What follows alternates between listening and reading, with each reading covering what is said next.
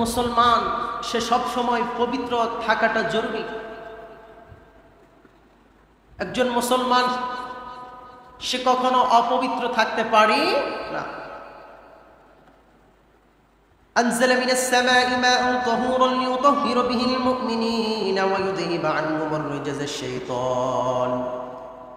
আল্লাহ সুবহানাহু ওয়া তাআলা যিনি আকাশ থেকে পবিত্র পানি বর্ষণ করে বৃষ্টির মাধ্যমে, যে আল্লাহ তাআলা আকাশ থেকে বৃষ্টির মাধ্যমে পানি বর্ষণ করেন, ওই আল্লাহ তাআলা বলেছে, মুমিনগণ তোমরা সেই পানি দ্বারা পবিত্র হও, এবং কি তোমরা পবিত্র হলে ওয়ায়ুযহিবা আনহুম রিজজাশ শাইতান, যখন তোমরা পবিত্র হয়ে যাবে তখন শয়তান তোমাদেরকে ধোঁকা দিতে পারবে না, তোমাদেরকে পথভ্রষ্ট করতে পারবে না।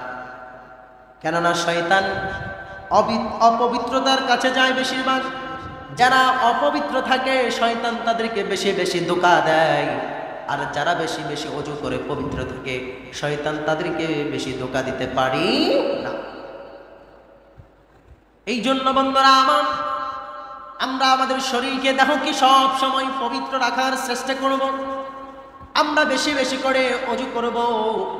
ওযু করলে আল্লাহ সুবহানাহু ওয়া তাআলা আপনার সগীরা গুনাহগুলো মাফ করে দেয়। সুবহানাল্লাহ। সগীরা মানে কি? ছোট ছোট যে গুনাহগুলো করেছেন ওযুর মাধ্যমে সেই গুনাহগুলো ঝরে যায়। সুবহানাল্লাহ। তাহলে ভাইরা আমার, ওযু করলে লাভ আছে কিনা? নাই। ওযু করে পবিত্র হয়ে বেশিরভাগ সময় থাকবেন, কেননা যারা পবিত্র হয়ে থাকে শয়তান তাদেরকে বেশি ধোঁকা দিতে পারে না। শয়তান হলো অপবিত্র। শয়তান কি? কথা বলেন। শয়তান হলো অপবিত্র, সে অপবিত্রদেরকে ধোঁকা দেয় বেশি।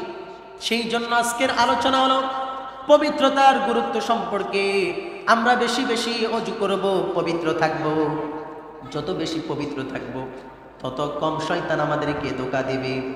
বন্ধুরা আমার, আল্লাহর রাসূল বলেন, আত-তুহুরু শাতরুল ঈমান, পবিত্রতা ঈমানের অঙ্গ। যারা পবিত্রতা অর্জন করে বেশি বেশি পবিত্র থাকে তারা ঈমানকে মজবুত রাখলো। সুবহানাল্লাহ।